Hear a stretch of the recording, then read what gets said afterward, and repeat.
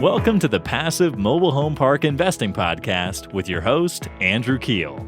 This is the podcast where you can get the education you need to invest 100% passively in the highly profitable niche of mobile home parks.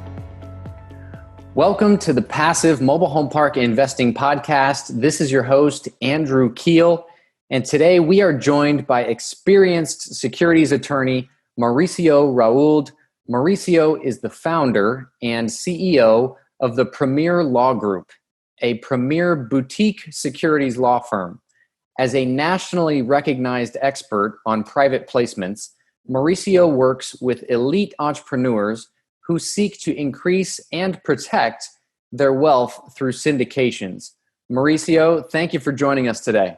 Thanks for having me, Andrew. Really looking forward to it. Awesome. Let's jump right in. Can you tell the audience of passive investors a little bit about your background in mobile home parks, as I know they have a special place in your heart? Yeah, so my original my background really is obviously I'm an attorney. So went to law school, did the whole legal thing for a while, and started my own practice about 15, 16 years ago. But about 3 or 4 years ago, I took a little bit of a detour and I went to join two of my good friends who have a mobile home park fund and really an all-inclusive business. To be honest with you, they have a management company, they have a construction company, they have an investment fund. They had pretty much the whole package, and they invited me to come over and be a managing partner with them because my buddy Andrew had been doing it for a long time. And he was just looking to scale it. He was kind of grinding away by himself. And so he brought me and Mike on board to kind of, build that business. And I was there for about a year. And then, I realized, it really is going to be a lot of work. It's going to be a huge reward, but I got little ones at the home. It's going to be burning the midnight oil on both sides. Oh, sure. It's a lot of work. So, but it was a lot of fun, and it's such a great asset class, in and of itself. I'm a big fan of it, a big proponent of it, and certainly have a lot of clients who are in that space just because, affordable housing is such a huge issue, especially these days. And I just don't see how it's, going to get any better, meaning, better for the people. It's a great investment opportunity for us because we get to not only get a good return for our money, but we also get to help these communities and spruce them up a little bit and make their living conditions way better than because you know how a lot of these parks look like when you acquire them, right? Oh, definitely. Yeah. Well, that's awesome. Thank you for that little tidbit there. Let's go ahead and jump into some questions here. Yeah. What are the major risks for passive investors investing into funds and syndication type of deals? And, what would you say are the top 3 things that passive investors should look out for? Yeah, look, I think that the biggest risk, which I think goes hand in hand with the number one thing you need to look out for, is as a passive investor, you have no control, right? So you have to do all of your due diligence on the front end to make sure that you're comfortable with the sponsor and the investment. And well, depending on whether it's a fund or not, sometimes you don't even see the investment, but you want to be sure that you're comfortable with that because that's your biggest risk. You have zero control, which is kind of one of the nice things too. It's a hands-off deal. You're investing money and then you're letting somebody else go generate the return for you. And because of that, I think the number one thing that passive investors really need to look at when making investments is the team, is the sponsor, because anybody can put together a pretty, brochure, a pitch deck and a spreadsheet and how everything's going to work out great. But the real question is, and the real risk is, can that sponsor execute on that business plan? Because if they can, everything's going to be great. If they can't, it's going to be problematic. So for me, that's the number one thing that a passive investor should be looking at, doing their due diligence on the particular sponsor, make sure that they've got a good team in place, make sure they've got the experience, and make sure that they can, take care of your money because they're going to be stewards of your money since you're going to have very little control. Yeah, I 100% agree with that. That was well put. Yeah. The other things that pop up now more from a legal standpoint, and this has come up several times in the past. I don't typically do this anymore, but in the past, when sometimes clients would call me and ask me to review documentation from investments that they were making, right? And inevitably, I would see just some red flags that popped up. And interestingly enough, the two that I remember specifically that were really big red flags ended up becoming issues, 2 years down the road. So the first thing that passive investors need to realize is they're supposed to be getting certain documents from the sponsor, right? A lot of legal stuff. Primarily there should be a disclosure document, which is really important for you as a passive investor, because it's the document that basically outlines all the material facts and all the risks associated with the investment. So you want to be able to go into the investment with eyes wide open, understand that there's obviously risk, there's obviously reward, and you just have to make sure you can make an intelligent decision as to whether this is a good investment for you. And that all that information is in documentation. Many times that documentation is not provided to the passive investor, even though it's required by law. And what that tells me, first of all, it's a violation of securities laws from the sponsor perspective. But that to me means they're cutting corners, right? That they've decided not to hire a lawyer or really not take it seriously. And so the question for me has always been, well, if they're cutting corners here and trying to save a few bucks by not hiring an attorney and doing a well-developed document, where else are they cutting corners, right? Are they cutting corners on the rehabs? Are they cutting corners on the whatever they're doing? And inevitably, when I've seen excuses as to why there's no disclosure document, which we call the PPM, you may have heard that, the Private Placement Memorandum. Inevitably, when I don't see that, when it should be there, issues pop up in the future. And then even if you do have the docs, the third thing I think you really need to pay attention to, and it may be worth spending $500 or $1,000 to have an attorney review them for you. But you want to make sure that the documents actually reflect the story of what they've been telling you, right? So the sponsor's going to tell you this is what the deal is going to look like. These are the returns. You've got maybe a pref, or these are the splits, or whatever they've been kind of pitching you on the pretty business plan and the pitch deck. You want to make sure that the documentation actually reflects those representations, because at the end of the day, if there's any dispute or, hey, you told me this, you told me that, it's going to be the documentation that's going to govern. So you want to make sure you're reviewing that docs and make sure that all the points that you thought were there and the reasons you're making that investment, make sure that those are in the documentations that provided to you. And Mauricio, would you say that's a must-do to have an attorney review those documents, or could a passive investor, if they knew what to look for, review those themselves? No, look, to be honest with you, I would say probably less than 5%, if even that much of the people actually will hire an attorney to review it. They don't want to spend $500 or $1,000. So most of the time, passive investors don't hire an attorney. If I was doing, I'm obviously an attorney, so when I do it, I don't need to hire someone. But if I was getting involved in something that that I'm not an expert in, and just want to make sure that everything's protected, it may be a good idea. But you can always ask questions too. So if you're not sure, if like, hey, look, so-and-so told me that, I'm supposed to be getting a preferred return and then whatever, and I'm looking at the docs and I can't quite see where that is, then there's nothing wrong with asking the sponsor, hey, you mentioned this and this, where do I see that in the docs? Or maybe there's something in the docs that you don't quite understand, and say, hey, do you mind explaining to me, what this paragraph means? Because it sounds like it means this, or I have no idea what it means, please explain it to me. And that's something that's common, and something that's actually required is that the sponsor should be making themselves available to answer any types of questions you have once you've reviewed the extensive legal documents that they should be providing you with. Definitely. And in the legal documents that they provide you with, what are like the top items that passive investors should look at? I assume that the distribution section and who gets paid first is going to be, in the top 5, but what would you say are the must look at sections of those documents? Voting would be one, to the extent that you've been told that you have some kind of a say. Well, typically these deals you have 0 voting rights, so just that's kind of the idea. You're a passive investor, but to the extent in what scenarios can you remove a manager just in case they're not doing what they're told you were supposed to do? Distributions are also a big one, and then just the exit strategy, right? Just making sure that you've got an understanding of what the exit strategy is. Just make sure that mirrors, especially in a fund, for example. So in a fund, there's no specific property, so there's no specific game plan on a particular park, but the fund may say, hey, it's a 5-year fund or a 10-year fund, but you may be able to get out of the fund after you've been in there for 2 years or 3 years or whatever. You just want to make sure that's in there, right? Mm-hmm. You said I could get out in 2 years. Where is it? There should be a section there called withdrawals, and make sure that when you're reviewing it, it makes sense. Some people put limitations on those withdrawals. They may just limit you because, the sponsor's also concerned that if suddenly everybody wants to withdraw their money after 2 years, that creates a problem. So there may be some limitations that, okay, if there's too many withdrawals, we're going to limit you to 20% or 25% withdrawal. So those are kind of the terms I think I would be paying specific attention to. And then, of course, the distributions, right? I mean, if there's If there's a preferred return in there, make sure you're reading the definition of what a preferred return really means. Does it roll over if you don't get it? Does it compound?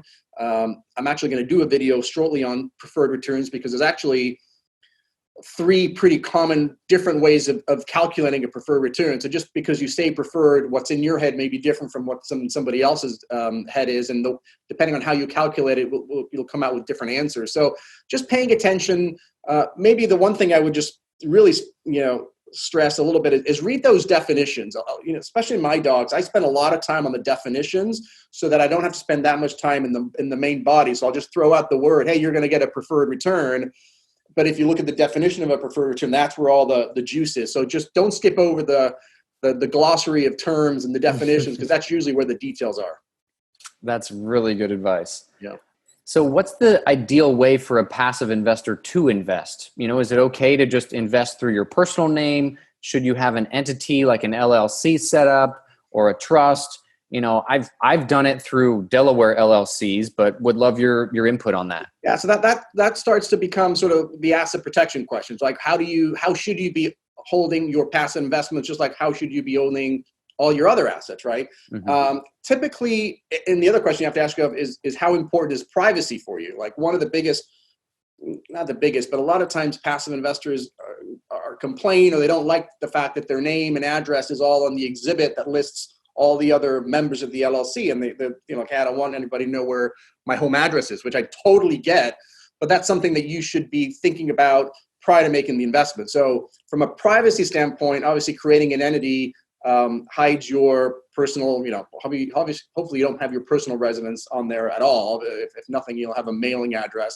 But from a privacy standpoint, it's nice to just have, ABC LLC as the owner and the percentage and an address and your name's nowhere to be found. So you've got a little bit of a privacy thing going on there. But from an asset protection standpoint, you really want to be in a state that has really strong asset protections. You want to have a holding company, which is I think what you're talking about, Andrew. You want to have a holding company, which is sort of your first line of defense. That's what you own. You want to own an entity, which I call a holding company, that's in a really strong asset protection state. Now, the 3 best states, in my opinion, especially if you're a single member LLC or if you're with a spouse, it's basically the same thing as a single member. So if it's just you or it's just you and a spouse, meaning no business partners, then I like to set them up in one of those 3 states. One of them is the one you mentioned, Delaware, Nevada, and Wyoming. Those are the 3 states that have the strongest asset protection rules for single member and husband and wives because of something called the charging order, which I'm happy to go into it, but it's a little bit outside the scope. But the charging order in those 3 states are the exclusive remedy for somebody trying to come after your assets. And those do extend to single member LLCs, where other states may be really good states, like Texas, for example, is a really solid asset protection state, but we're not quite sure how Texas is going to respond to a single member issue and whether they're going to extend those same benefits. So I recommend all my clients, there's 2 things I recommend all my clients having. One is a living trust. So just avoid probate, again, privacy, speed and cost. Everybody should have a living trust. And that living trust then owns your holding company, and that holding company then invests in safe assets. And safe assets mean other LLCs, cash, precious metals, your wine collection, anything that I'm not worried is going to jump out and sue you. I'm not worried that your cash is going to come out and sue you. I'm not worried that your gold is going to sue you. Your painting is going to jump out and sue you. I am worried that your car can get into an accident and you can get sued. I'm worried about the house. I'm worried about the businesses. So those things do not go into your holding company. Those go into an LLC first, and then your holding company, this LLC that you're talking about, Andrew, would be the owner. So that was a really long and complicated way of saying, yes, you should have in my opinion, you should have an LLC in one of those 3 states and invest in those passive investments through that LLC, through your holding company. That is a golden nugget right there. Just that one answer to that question was worth this whole interview. So I thought that was really valuable. Good. To piggyback on that, I know in one of our deals, we had an investor that was investing through the state of New York. And when we went to file with the state for the SEC filing fees, they were like 5% of the investment amount. So we ended up having to replace that investor. So, you might want to speak to that. I'm not sure what they are for Delaware, Wyoming, and Nevada. But for New York, this investor was going to invest $50,000, and the filing fee was going to be like $2,500. So it just didn't make sense right off the bat. So are there any other states that jump out at you that are, high SEC filing fee states? Yeah, so those are two separate things. So the what we were just talking about in terms of having a holding company or LLCs, each state has a filing fee to create the LLC, and those are relatively, I think the most expensive ones are sort of Texas. All the states that don't have any state income tax are expensive. So Texas, I believe, is $300. Tennessee is $300, but most of them are $100 or $125.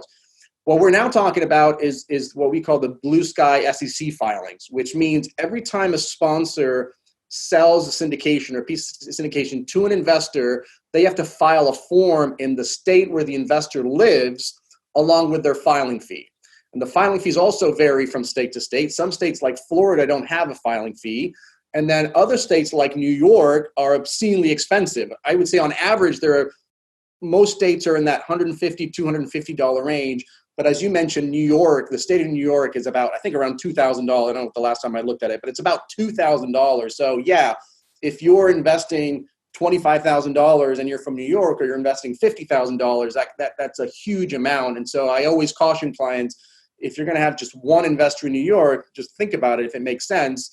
I just had a call today with somebody who's actually from New York, and so most of their investors are going to be from New York. So it is what it is. But you have to add that but that's all paid by the sponsor, by the way. But the sponsor then just has to account for that and add it to their budget, which I guess ultimately comes from the project. So it does affect the investors. But yeah, New York's a tough one. They're really expensive, and and as a sponsor, you may get you may pick an investor from a different state to avoid some of those expenses, if it's like a $25,000 or $50,000 investment. Right. So right.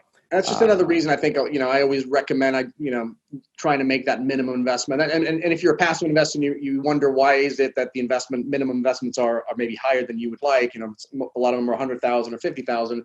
That's one of the reasons, is because there are costs associated with. So the smaller amount of investments, just sometimes it doesn't make sense if you're from New York, but also economies of scale and other reasons why you want to have minimum investments. Sure. So does a passive investor need a different, holding company or LLC for every syndication they invest in, or can they put all of their passive investments in one holding company? I've practiced, putting a max of like 5 syndications per entity, and then, kind of adding different ones. But what are your tips on that?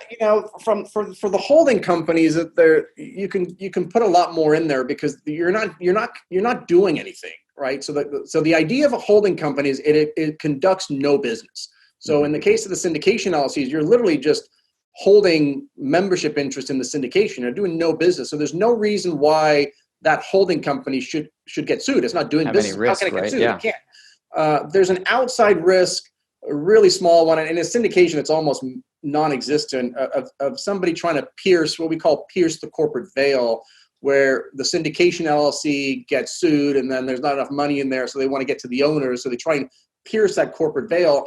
That's a little bit more prevalent when it's just a single member or there's one or two people, because then there's an argument to be made that maybe they weren't treating it as separate. But with a syndication, you have so many different investors, it's pretty clear that they're separate entities, and they're going to be doing everything separate from the members. So I'm less concerned about that. I think what you're talking about, where I bring that topic up, is when you're owning dangerous assets in a particular LLC. So for example, if you have one LLC that owns a property, for example, then the question is, well, how many properties can I put into that one LLC? Because you have to recognize that if something happens to one of those properties, the other properties are exposed. Anything that the LLC owns is fair game. So the other properties it owns, cash, any other assets it owns is fair game. So that's where I'm like, well, you don't want to have too many properties in one LLC, even though it's more economical, it's easier, all that great stuff. But if something happens, if there's a slip and fall on one single family home and you've got 5 of them in there, then the equity in the other 4 are exposed. So in that scenario, I kind of, it's not really a number of properties that I limit. It's really how much equity do you feel comfortable is exposed. So for one person, it might be, $1 million might be a lot of money for one person and may mean nothing to somebody else. So I look at more, and for example, in the last Great Recession, I remember doing deals where people had all these homes underwater. So there's no equity in 15 homes. I had a client who had 60 single family residents. So we stuck like 18 of them in one LLC because they're all underwater. There's no equity. So who cares, right? There's nothing to go after. Yeah. But if you have one single family that has $1 million in equity, then you probably don't want to put more properties into that LLC because you've already got $1 million of exposure. Gotcha. Yeah, that's a great tip. So in regards to the entities, when you're looking at operators, specifically for mobile home parks, the model that we've gone by is that, you want to have one single purpose entity to own the real estate, another entity that owns the park owned homes, and then a completely other, S corp that would manage the property. Do you agree with that structure of the different entities?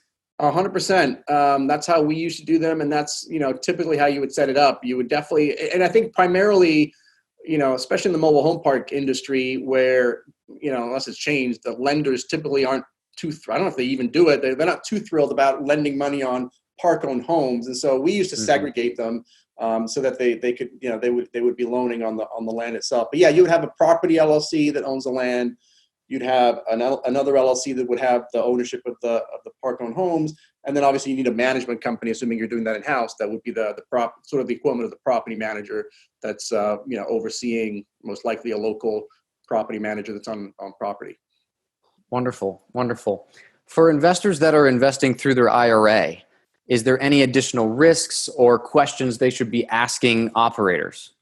Yeah, I think the one thing that's been coming up quite a bit so IRA is a great investment vehicle. It does have to be self-directed. So if you have a traditional IRA, if you have old 401k or a traditional IRA, you will have to roll that over into what we call a self-directed IRA so that you can then instruct the custodian to invest in whatever you want them to invest in, as long as there's some rules relating to it. There's no, you can't have you can't invest in your own deals. There's got to be no related parties. There's some transactions that are prohibited. But let's go specific to the mobile home park. It's a great investment vehicle to put your money in, as opposed to having it stuck in whatever other traditional mains. The one thing that's popping up that you want to just be aware of and talk to your CPA if you're a passive investor is if the investment. Everybody thinks that the IRAs, it's tax deferred, right? Like whatever profits I'm going to get from the investment, they're just going to go back to my IRA, and then I'm not going to have to worry about paying taxes until I start withdrawing. But there is something called UBID and UDFI, not to get too complicated, but anytime you have leverage in a deal, so if I put $100 into an investment with my IRA, and I'm able to leverage that to, let's say, $400,000, then any profit I get on that leverage piece is taxable. So I only get the deferral on the original investment. So when there's leverage, there is some tax consequence, potential tax consequence for your IRA. There is a way around that you should look into. You can get what's called a sort of a solo 401k or an EQRP. You may have heard the term as that as well. But those are excluded from that UDFI, the unrelated. Oh man, I forgot the unrelated finance income something or other, and unrelated business income tax. So if you do an IRA and there's leverage, then I would recommend checking out that other, instead of doing a self-directed IRA, go through that EQRP or sometimes it's called solo 401ks. Awesome. And we are interviewing a CPA, so I'll make sure to add that to the list of questions. That's awesome. Yeah. So going kind of to the, back to like the offering documents, what if an investor wants out at any given time? Is that something that, there's like a usual procedure for that you've seen? Would that be in the offering documents, like you mentioned earlier, something that they would need to look out for? Yeah, typically, if it's a project specific, meaning if there's the syndicator is purchasing a particular park or multiple parks, then typically the investor's in for whatever the term is. Usually they're 5 to 7 years. They might be less. There might be a refinance option where you'll be able to get your money back, but typically you're in until the project gets sold or whatever the plan is. With a fund, you often do see opportunities to get out. So on the first time, it's a non-liquid. It's not the stock market, right? If you suddenly invest in one of these deals and it's a 5-year deal and you need your money after 2 years, there's a mechanism but you got to go find your own buyer. There's no stock market. You don't put it on the exchange. A lot of times the sponsors will, may help you out there, but they're certainly not obligated. So I would have to, as a passive investor, go into the marketplace, find a buyer, and then usually there's a right of first refusal. So then you go back and say, hey, Andrew, I found somebody who wants to buy my $50,000 shares for 45 grand. Is that okay? You're not okay, but like, hey, unless you want to match it, I'm going to go ahead and sell it. And then you sell it to somebody. So that's fine. In a fund, the funds tend to be longer and they don't really have an end date a lot of times. So it's like, it's a 5-year, 10-year, maybe 15-year fund. So there's typically mechanisms inside funds that allow you to come in and out of the fund. And those are what we call withdrawal provisions. And each one is different, but yeah, you'd want to look at specifically the operating agreement is really what dictates, but it should be in the business plan and even in the PPM, you'll see reference to it, but the actual procedure would be in the operating agreement. And, a typical one would be there's a minimum amount of time that you're in. So maybe it's 2 years. And then after 2 years, there's a window in there that you're allowed to provide notice to the sponsor saying, hey, you know what, it's been great, but I need the money, I need to withdraw. And then the sponsor then has X amount of days to withdraw you and get you your money back, and how you calculate what it's worth. And then, it's probably just once a year, there's a window, or maybe it's once every 2 years now, there's a window that you usually get to provide notice to get out. To get out. Awesome. Yeah, that's a good tip. So real quick, next question. Could you discuss the difference between a 506B and a 506C offering, from the perspective of a passive investor? And what are the major things that they need to know when it comes to those two different types of offerings? And then maybe piggyback that with the difference between a fund and a property specific syndication. Yeah. So generally, the rule is that when a sponsor is doing a syndication, they need to either register that syndication with the SEC or find an exemption, or it's illegal, as I like to say. So you'll almost never see a registration. So you're always looking for an exemption. And the two most popular ones you mentioned, 506B as in boy, and 506C as in Charlie. From an investor standpoint, the main difference for the investor is in a 506C, only accredited investors are eligible to invest. So an accredited investor is anyone who has $1 million in net worth, excluding their primary residence, or has earned $200,000 the last 2 years with a reasonable expectation of earning that or more this year.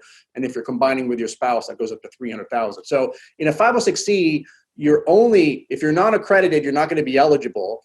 And if you are accredited, just be aware that the sponsor has a requirement to verify that accreditation status. They've got to take what's called reasonable steps to verify. That typically comes in the form of a CPA verification letter. So you as the investor would go to your CPA. Usually the sponsor gives you a template, but they basically go to the CPA and have them sign a letter that says, hey, yeah, I do the taxes for this investor and I can tell you they're accredited, and that's good enough. If they don't do that, either because they don't have a CPA or the CPA doesn't want to sign the letter, then they're probably going to be producing tax returns or, brokerage account or whatever it is to show and to verify that they're accredited. On a 506B, even if they're accredited, they're just going to check the box. They're just going to represent they're accredited, and that's good enough. But from the investor standpoint, that's pretty much it. In a 506B, the main difference between the B and the C is really advertising. So with a 506C, you can be advertised, meaning you might be able to, whenever you're scrolling through social media or websites or Googling, and you come across a fund that's likely a 506C, because they're allowed to advertise to you. With the 506B, they can't advertise to you. You have to have a pre-existing relationship with the sponsor. So I don't know what you typically, I think you do which ones you do mostly, but if your sponsor is doing a 506B, that means that you have a substantial, what we call a substantive relationship with the sponsor. It's not somebody that you just, found on the internet or Googled around mobile home parks and said, oh, look, I'm looking to invest somewhere and I've never met Andrew in my life. And I just pick up the phone and invest. You wouldn't be eligible for that. But from for a passive investor, when the operator is asking you, hey, I need to get proof of your accreditation, that's something not abnormal. That is a normal process that they will have to go through based off of the SEC rules, correct? That's correct. And it's a relatively new rule too. I mean, it's been a few years now. It passed in 2013. So prior to 2013, this didn't even exist. So a lot of accredited investors aren't used to providing this. If they haven't invested in a while or have never invested in a 506C, sometimes like, wait a minute, why are you asking? Why are you intruding in my financials? And that's why the CPA verification letter is nice, because nobody gets to see your financials. Your CPA simply gives you a letter. And honestly, most of the time, the sponsor won't even ask you for the specific docs. They'll hire a third party to do the due diligence for them. So you'll never actually show the sponsor your tax returns or your accounts. You'll show those to a third party. Typically, it's a lawyer or something, and they'll do the due diligence on behalf of the sponsor, and then just let the sponsor know they're good. They won't actually see your financials per se. Awesome. Well, tying things up, what would be your main advice for passive investors, looking to invest passively in a mobile home park deal? I mean, I love not that I'm here to give any investment advice, but as we've talked, I've been in the industry before. So I'm a big fan of the asset class in general, especially in these environments, affordable housing. I think the future of affordable housing, whether it's mobile home parks, whether it's, any other type of affordable, is going to be a big factor. So I'm a big, I'm not say player, but I'm a big investor in that space. And, as long as you do your due diligence, it could be a great asset class and it's a great deal, but if you have a lousy sponsor, then that's not going to work. And the other way, I'd much rather have a really great sponsor on a lousy deal than have a great deal with a lousy sponsor. So that just goes back to number one, which is just make sure you're doing your due diligence on the team as well as the specific deal. So there's been a lot of golden nuggets in this interview, but I would say that is a really good one. Focus on the sponsor and their track record. Like you said, I'd rather have a good sponsor and a lousy deal than, a great deal and a lousy sponsor. I think that's really good advice. So, wow, everything that you just mentioned was very valuable. Thank you so much for sharing all of that. If any of our listeners want to get a hold of you, what is the best way for them to reach you, Mauricio? They can just shoot me an email at team@premierlawgroup.net, premierlawgroup.net, or they can go on my website. You'll have some videos there, and just feel free to reach out. I'm happy to help anybody out. Awesome. And that's premierlawgroup.net. Correct. I will put that in the show notes. Thank you so much for joining us, Mauricio. This was super valuable. My pleasure. Thanks for having me. Awesome. Well, that's it for today, folks. Thank you all so much for tuning in. Hey, are you getting value out of this show? If so, would you mind please going over to iTunes and leaving the show a quick 5-star review? I have a goal of hitting over 100 5-star reviews by the end of 2021, and it would mean the absolute world to me if you could help contribute to that. Thanks ahead of time for making my day with your 5-star review of the show.